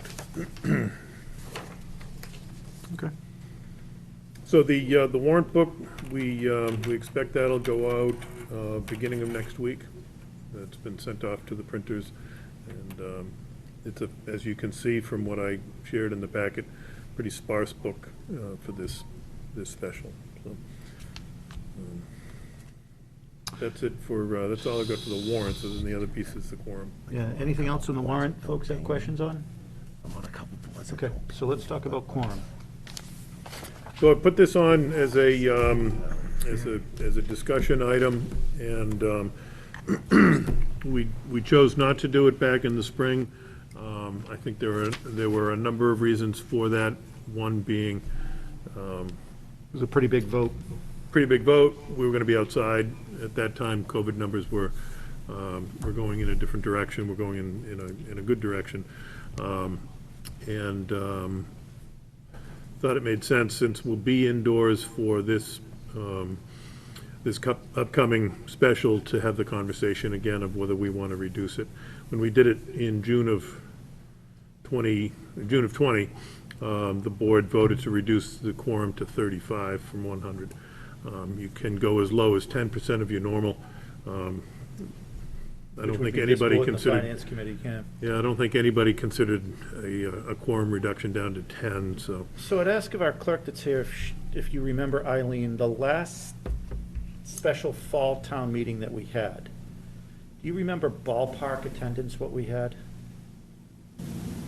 Because this is not it's kind of a smartest agenda. There's not super very sexy. big controversial items that are on here that are driving. The last one was in 17, if I'm remembering correctly. Was that to buy the golf course? No, oh, no, No, so that that was was in even later. We bought the golf course in the fall, that was a big one, we had almost 700. In 17, we had what ended up being a really difficult meeting in the fall, two specials. We had one in 19, I think. Well, one of them in the fall was Well, when that- the item came back up for Natsu Wick. That was like 17. That was Yeah, 17, I 17. think, yeah. So, was a yeah, big one. I'd have to, 19 they've all was the been big acquisition, but I because think they've we all had been one hot, in hot November. issues. 18, 19, November of 19? I think so. Okay. Yeah, I'd have to look. I mean, but they were all hot issues, so we knew. I would hope people would come out for the sidewalk, the Boston Street sidewalk issue. There's a lot of people in town talking about sidewalks. I would hope they would come out to support it. It's the first one in a while. So quorum is 100 right now? Mhm. I would probably be against lowering it, because the reason we're allowed to lower it is due to COVID, correct? Yes. And I don't think if we don't get 100 people, I don't think in good conscience we can say that it's because of COVID anymore. Might be other reasons, but I don't know. I think part of, the reason, since it's in the school building, it will require everyone to wear a mask, and there are some people that don't want to do that. So it would not come to the meeting, because they would have to wear a You have mask, which is we COVID take it, related. Jeff? We take it? So, I would not be in favor of lowering it to 35. I think that's too drastic, but. I actually think we don't need to lower, my opinion is I don't think we need to lower let me ask folks in this room, you been to a restaurant lately? Does it seem like the attendance or the folks that are inside a restaurant are down? But they're not wearing a mask. Could I ask a question? Is there somewhere else, other than a school, we could hold it just for that very reason, that most people in Middleton do not want to wear a mask? They may not come and protest to that. Is there another venue we could use for it, where we wouldn't have to be masked?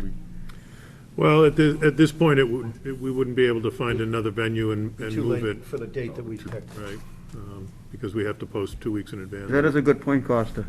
You're right about that. Well, I mean, I agree that there'll be some folks that may not want to attend because they have to wear a mask. There may be some folks that may not want to attend just because of COVID, but, I mean, I feel that even in the years that we've had a pretty easy agenda that was not very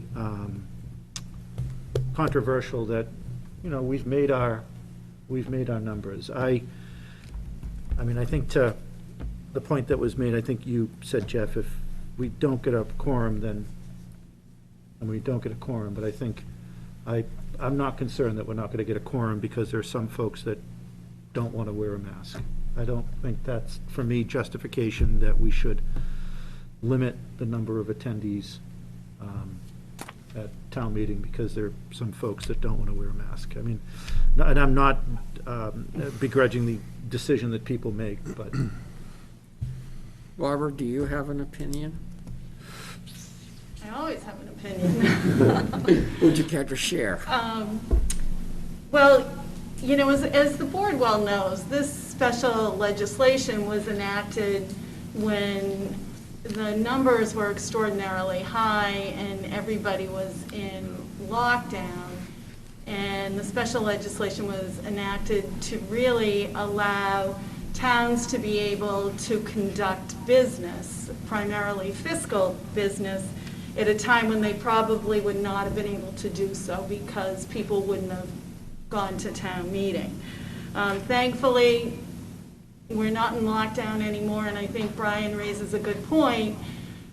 You can't get into Maggie's, the line's so long. People are going to indoor sports venues, they're going to indoor performance venues, they're going to Market Basket and the North Shore Mall and other indoor venues.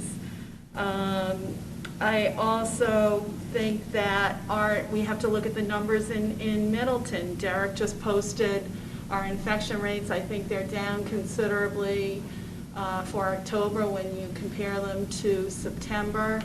And I read something today that came from the Department of Public Health's website that indicated that approximately 7,000 people in Middleton have had both vaccines. And probably a significant number of elders have had their boosters as well. So people in Middleton are being responsible and they are taking care to get vaccinated. It seems unlikely to me that COVID fears, I'm sorry, my mask keeps slipping, COVID fears and concerns are going to preclude people from coming to this particular town meeting. There's nothing that compelling on it other than, as Jeff mentions, probably the Boston Street sidewalk article. So people are either going to come because they want to fulfill their civic duty and come to town meeting, or they're going to come because they're interested in a specific article. I don't think COVID's going to keep them away. I also think, and I think, Andy, we want to check with town council on this. Reasonable minds are going to disagree. I think legal minds are going to disagree as to whether we can prevent anybody from coming into a town meeting and exercising their right to vote at town meeting if they say they're not going to wear a mask, even if that town meeting is being held in a school building and the school departments have issued a mandate requesting that people wear masks. Yeah, I think at our last town meeting that we had indoors, which was June of 2020, I think you and the clerk had designated kind of an area for those individuals that were not wearing a mask. The Secretary of State's office is very clear. You cannot stop people from coming to vote. You have to designate an area. The other thing I would just mention is the town moderators have a website, a listserv, and there have been a number of special town meetings this fall, and many of these town meetings have generated attendance numbers in the hundreds. A number of them have been held outdoors, but also a number of them have been held and are going to be held in school buildings. And some of them have numbered in the hundreds in terms of attendance. Of course, some of them have had big ticket articles, schools and zoning articles and things like that. So I just don't feel that we can justify a reduction in quorum at this point. Yeah, I mean, I agree. I think the number that we moved it to in June of 2020 is equal to a third. What we have in this room today is a third of what that number would be, including Paul in the control room. So, I mean, I think the reasonable minds can deduct that, you know, we know who's going to be at town meeting that is always there. It's our finance committee members, it's our select board members, you know, certain town officials that are employees of the town or are retired employees of the town that are the diehards that are always there. I fully expect we're going to reach the numbers, and So I'll move not to adjust the quorum. Second? okay, all those in favor? Aye. Aye. Opposed, if any? Okay. And obviously, we will have masks that will be there if folks come and forgot a mask, but choose to wear one. Okay, thank you. So next on the agenda is to review and vote, we're not going to be voting this evening, correct, Andy, on our new precinct and district boundaries? Correct. This is really just informational for the board. We're going through the meets and bounds description now, making sure that the written description jives with what is on the map, and then it goes back to the Secretary of State's office for their final approval, I think, Eileen, I'm is that? sorry, what I was talking about, or what? We do the meets and bounds description, then it goes back to the Secretary of State, and then back to us for the final approval. Right, yeah, we have to provide the legal description, so there's no sense in voting on the map until, In case it because then changes. we'd have to vote on the legal description as well, so it would require another vote. This has to be done by the end of December? Yeah, well, presumably. I spoke with both the Secretary of State's office and Brad Jones. He hadn't seen the new map, so I'll await his call on that, and we'll see if we finally have an agreement. I mean, this was another perfect storm between the delay in the census due to the legal fight on legal citizen or not, and then the pandemic kind of put a little bit of the cart before the horse, in that normally you and your colleagues are devising new district boundaries that are agreed upon, and then the legislature does their magic with their reapportionment, but really what happened is they reapportioned and then dropped it all on the cities and towns' laps. Pretty much. So we're hopeful that we'll have this back in a couple of weeks.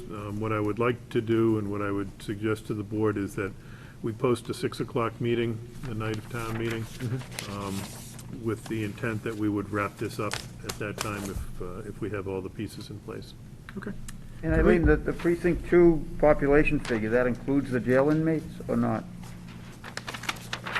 It does include the jail inmates? Yeah, initially it wasn't to do that, but through the redistricting process, I was notified that they were going to include it. And how many is that? 955? 980. It was 980 as of April 1st, 2020, which is the date they used, but as we all know, and quite conceivably, April of 2020, with COVID, the census was probably down there. Yeah. But as we all know, that number's higher for the jail, but, you know, they're not usually voting. We're And, usually around, the usual census there, I think, is about 1,200, give or take. I think just so we could tell the people at home, because we've jumped to telling them what's happening without telling them what's going on, is that you used to have 2 districts in town, we're going to a 3rd district, so when you go voting, people would ask you if you're District 1, District 2, now it looks like there's going to be a 3rd district because of a population increase. So how it affects you is what line you'd get in when you vote. Still go to the same place. Same place, it's just going to be now 3 lines instead of 2 lines. Will it affect some people will have a different state rep than they did before? And Correct. We'll have Brad Jones. Right, so as it stands right now, Representative Jones would have precincts 1 and 3, which on the map are Orange the and orange and the yellow. And Representative Cairns would have precinct 2, which is the green. Which includes the jail, so Correct. it's even smaller. Yeah. that means it'll be a smaller line in precinct 2. 6 months and now we're back to. Very much so. back to- Thank you for your work on that, I know, and then is this on the website too, just so, Not yet, it's not. we haven't voted it in, okay, right, so if It's been people were changing, curious, right, yeah, I mean, thank you. constantly. Okay, so no vote that we have to take, but I appreciate, we will take that vote tentatively at 6 PM on the 16th, prior to the beginning of town meeting that starts at 6:30 PM. Okay. Eileen, thank you for all the work that, and I know it was a I never got to vote A for big- the other district. item that happened right at the end, so I appreciate I was in going with the 6 flow. months, no elections. Well, thanks. It's appreciated. Okay, number 7, follow-up discussion of the pedestrian safety summit that was held on the 27th, Andy? Yeah, just very briefly, a thank you to you, Mr. Chairman, for kind of hosting and leading the event, and for everybody who showed up. We had a good turnout from town boards and, representatives from a whole bunch of different boards, from school committee to planning and zoning and others in between, and a good turnout from residents. So Jackie, Katrina O'Leary, and I are working on the follow-up to that. We're going to try to make it kind of high level, not real weedy, more like kind of a checklist of things that we can work on going forward. We don't really want to get bogged down into long dialogues of things that we might do, more of action items that we can work from. So we'll have that, we'll work on that over the coming months and have that hopefully for the board's review in December. And is our plan that there may be some, for lack of a better term, statutory language that we may be bringing to next spring's annual town meeting? I mean, I know in the interim, there was some discussion about bringing some rules and operating rules to the planning board and to the Board of Appeals that they would codify as part of their operating process to kind of give clarity to developers that are coming in of what the process will be. But is there a thought that we're going to do something in the annual town meeting to? I'm not sure at this point that we need to have town meeting action on any of these things. We'll work with council on that, and depending on what we're talking about, they'll often say, oh yeah, that's perfectly fine to be in a regulation or a rule, or it's a little, it's a bit of a reach, you'd be better off putting it in a bylaw and having town meeting vote on that. So we'll work on those things through the coming months. That may not necessarily be part of the action plan, the precise steps of implementation, but would have the general framework of that in that action plan, so. And what also came from that meeting is the residents of Central Street that had attended. I think at some point we need to clearly dig into that. I know Katrina and the Public Works Director, in consultation with police and probably fire, are already starting to consider some alternatives there, but I think it would be helpful to keep this board up to date what's happening, and I think the folks on Central Street at least need some level of an update at some point in the not-too-near future as to what may be able to be done to fix what is becoming an issue in that neighborhood. Yeah, and it's a tough one. We've been working with them for over a year to try to find some ways to slow traffic down in that neighborhood. And if it was easy, we would have done it a long time ago, or somebody would have done it before we got here. So the neighbors are very diligent, and they keep on us as they should. And they're also extremely pleasant and decent to work with, so it makes it an enjoyable process, even though at times we're kind of banging our heads against the wall trying to figure out the best approach, so. But we'll keep working with those folks to try to come up with a good solution or a series of solutions. Good, okay. Thank you very much for that. Okay, number 8 in the agenda is to review and then vote to amend the Veterans and Senior Tax Work-Off Program, which would allow individuals to sign up for the program in $500 increments. And I would expect, Andy, this is helping to stave off what has been in prior years, not so much during the pandemic when there weren't a lot of opportunities for folks to do senior work-off, to not really commit to the full 1,500 slot and allow folks to work it off in chunks. So we weren't, so to speak, leaving slots on the table. Right, and, often what happens is people sign up, they may not necessarily want to do the full 100, and currently it's 105 hours. But it's kind of all or nothing, and so sometimes we're left with unexpended hours. We think this is a better way, and I should give credit to Terry Fontaine for her work on this, working particularly with Jackie on this, to kind of reframe the program a little bit and rethink it. We looked at a couple of different opportunities or options for how to share those or split those hours up. And this seemed like the most workable, easy to explain, easy to manage for staff. And essentially what happens is that a senior that wants to participate can do 1, 2, or 3 blocks of 35 hours with a value of $500 each. So you can do, if you know you're going to do the full load, you can sign up for 3 blocks. If you're not sure, if you're a snowbird and you're only going to be around part of the year, maybe you only want to do 1 block, or you're not sure if you're going to like it, you do 1 block with an idea of, maybe building up next year. So, seems like a good approach to split it up and give it a try and see how it works out. It just makes it more flexible and Yeah. both for the participants and for the town. Correct. Yep. Okay, so we need a motion if. So moved. Second. Okay, any further discussion? All those in favor? Aye. Aye, opposed if any? Okay, that amendment to 3 blocks of 35 passes unanimously.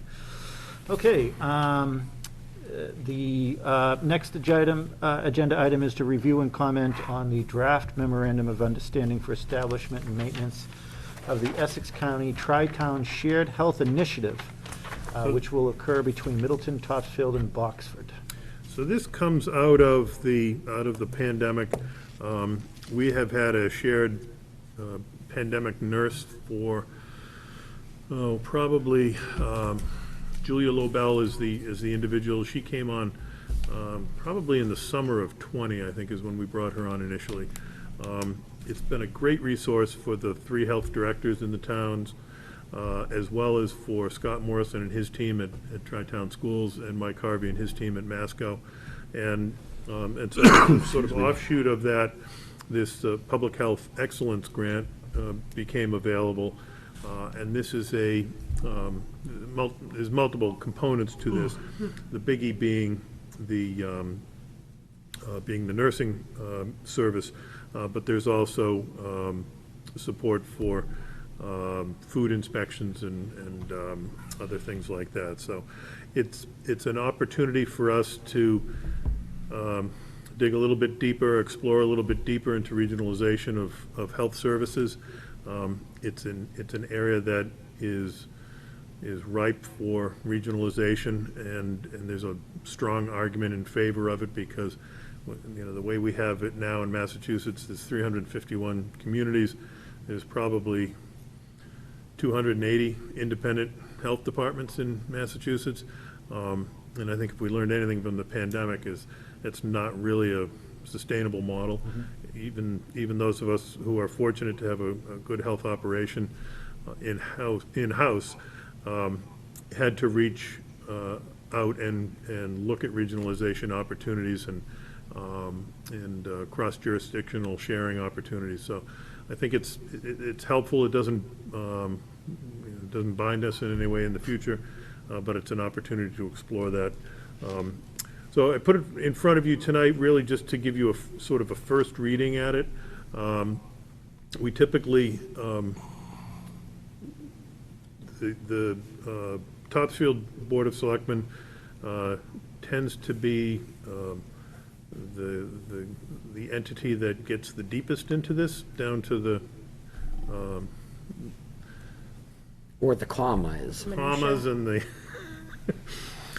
yeah, do we need the Oxford comma or do we not need the Oxford comma? So we tend to let them go first, so they're looking at it, but I figured it was a good opportunity for this board to take a look, and if there's any questions. So, is this collaborative, kind of taking, well, collaborative is probably not the right term, but are they taking off the table the items that are much different between the three communities? For example, in Boxford, there's a significant amount of work that's done by the health department around horses, stables, and so forth, that, not that it doesn't exist here in Middleton, but nowhere near to the numbers that exist in Boxford. So is this really focusing just on the core items that are similar between the three, you know, true public health work, food inspections, and anything around septic?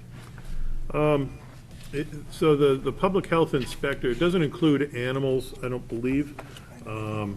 But, you know, there's the nurse component, there's the health inspector component, and that can be everything from minimum standards, human habitation in a house, hoarding issues, that kind of stuff. Could be restaurant inspections, septic inspections, things like that.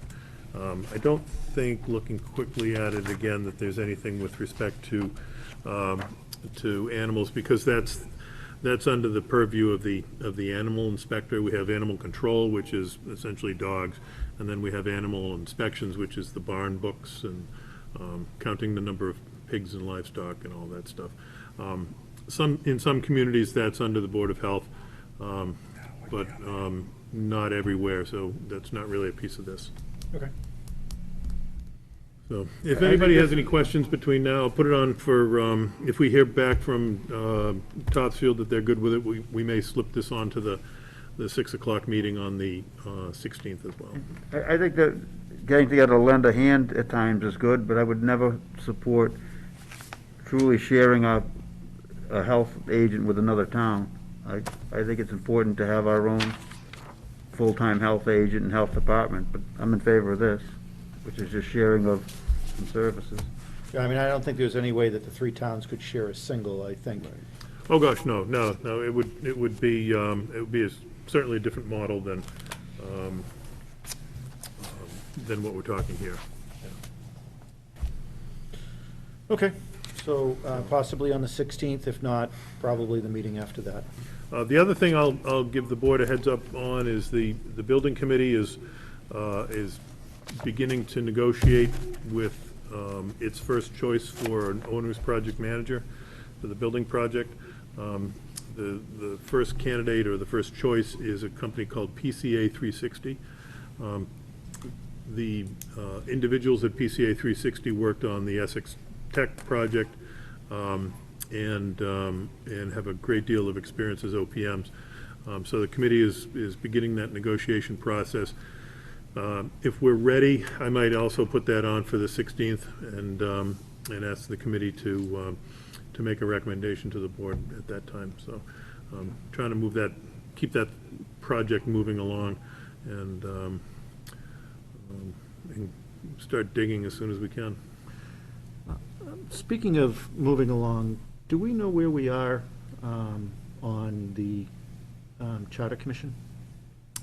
We do. Would you like an update? Jackie will give an update. So I met with Barbara briefly on Friday. She's appointed everyone, and we're seeking a November date for, she's going to be there to commence them and get them started until they elect a chair.